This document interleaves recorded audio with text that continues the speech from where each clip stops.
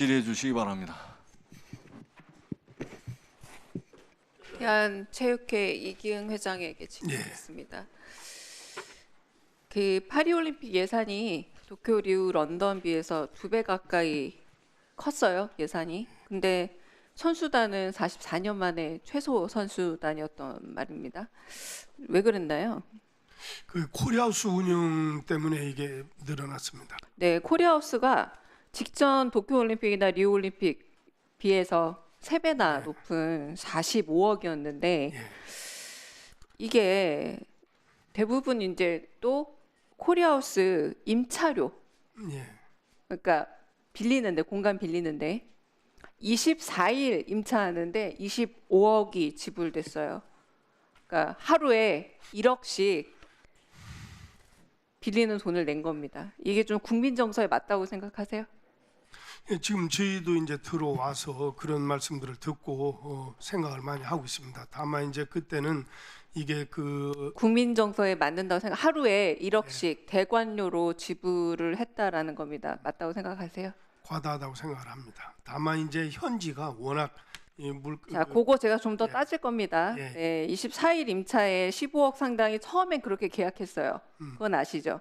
그랬다가 전기 용량을 증설해야 된다. 인터넷 증설해야 한다면서 또 10억 가량 더 증액된 거예요, 사실. 원래 그 장소가 예, 예, 워낙 번화가라서 비쌌지만 그래도 15억이었거든요. 예, 그 이후에 들 비용에 대한 계산이 없었나 봐요. 그 이후 비용만 예, 예, 10억 이상 증액이 된 겁니다. 예. 자, 그런데 제가 좀 이렇게 따져봤어요. 그래서 그 현지에 있는 분에게 교민에게 어떤 곳인지 한번 찾아가 봐 달라고도 얘기를 해서 제가 사진을 따로 취재비까지 지불하면서 했는데 생 도미니크가라는 곳이었어요. 이게 한국으로 따지면 한남동 공관 그 부근하고 비슷하다고 합니다. 그러니까 아주 한적한 곳인 거예요. 그래서 되려 기존 한류 팬들이야 굳이 찾아오겠지만 새로운 분들을 모시기에는 너무 한적해서, 그러니까 우리나라 뭐 홍대나 성수동 같이 젊은 사람들이 막 모이는 곳이 아니라 굉장히 좀 한적한 곳이었다는 것이에요. 그러니까 아까 굳이 말씀하셨지만 이게 그렇게까지 24억 원이나 주고 하루에 1억 원씩 그렇게 빌릴 만한 곳이었는지 적합성 여부도 좀 문제가 있어요. 자, 그렇게 들어가 봤더니 상당히 조촐한 규모이기도 했고, 그리고 제가 또 묻고 싶은 건 뭐냐면 파리 8구에 샹젤리제 근처 코리아 센터 있잖아요, 이미. 모르세요? 예, 그거에 대해서는 코리아 센터가 있어요. 한국문화원에 있기 때문에. 문화원, 예, 예. 네, 여기에 코리아 센터가 전 세계에 5곳 있는데 그중 하나 있는 거예요. 그러니까 굉장히 큰 한국문화원 기능을 하는 곳이 전 세계 5곳인데 파리에 있단 말이에요.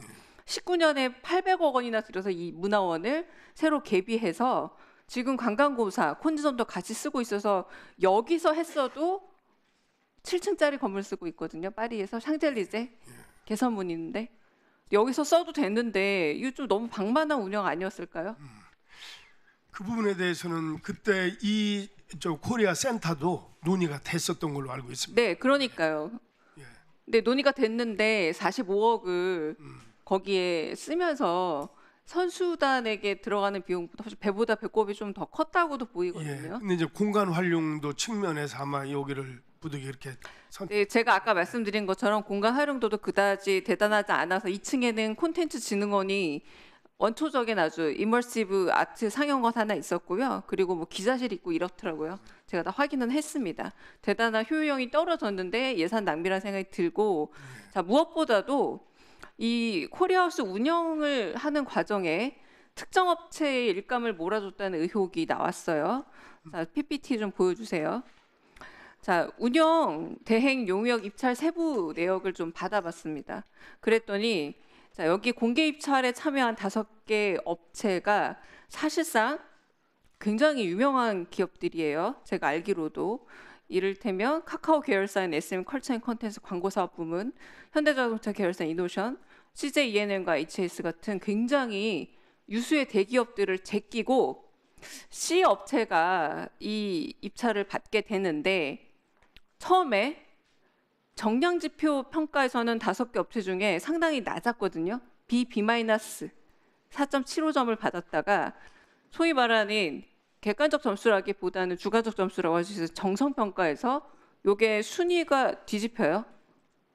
뒤집혀가지고 이 업체가 1위를 차지하게 됩니다. 아까 말했던 것처럼 이름만 들으면 알 수 있는 대기업 회사들 그리고 아주 이 분야에 있어서 혁혁한 이력을 가지고 있는 회사들을 제끼고 됐어요. 자, 근데 그다음 PPT 보여주세요. 이 회사는 대한체육회 계약 체결 사업 내역을 좀 보자면 2016년부터 이미 12건이나 계약을 한번 했던 12건이나 계약을 했던 그리고 계약 금액이 90억 원이 넘는 회사였습니다. 이게 좀 일감을 몰아줬다는 의혹이 어떻게 생각하세요? 네, 의원님께서 그렇게 말씀을 하시니까 저도 이제 굉장히 당황스러운데 아마 네. 직원들이 그 단가라든지 뭐 이런 것들이 여러 가지가 고려가 됐을 거라고 저는 생각을 합니다.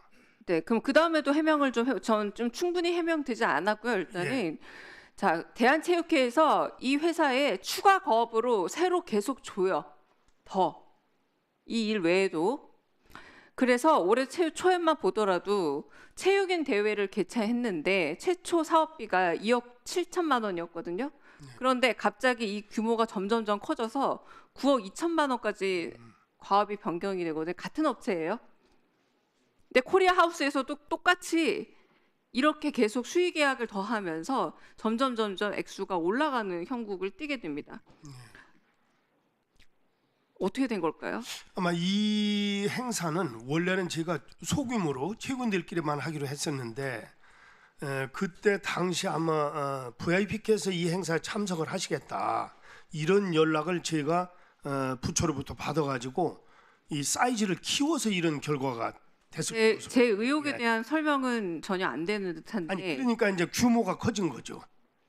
아니 그러니까 왜 계속 이 업체에다가 계속 몰아주고 있느냐고 제가 묻는 거예요.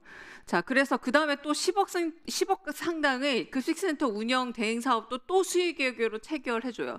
처음에는 공개 입찰을 해서 이 업체랑 계약을 한 게 맞는데 제가 말하는 의혹의 핵심은 계속해서 수의계약으로 돈을 더 얹어주고 10억 정도 되는 사업도 수의계약으로 체결을 해준다는 겁니다. 그런 식으로 굉장히 많은 건수의 계약을 체결했다라는 건데 이 회사가 코리아하우스 운영하고도 관계가 있다는 거예요. 그러니까 이렇게 방만한 하루에 1억씩 드는 이 코리아하우스 운영과 이 회사의 일감 몰아주기가 전혀 무관한 것인가? 이런 부분에 있어서 의혹을 좀 저한테 해결을 해 주셔야 될 듯합니다. 알겠습니다. 제가 소상히 다시 한번 점검을 해서 의원님께 별도의 그 시간을 가지고 보고를 드리도록 하겠습니다. 예, 수고하셨습니다. 다음은 김성수 위원님 질의해 주시기 바랍니다.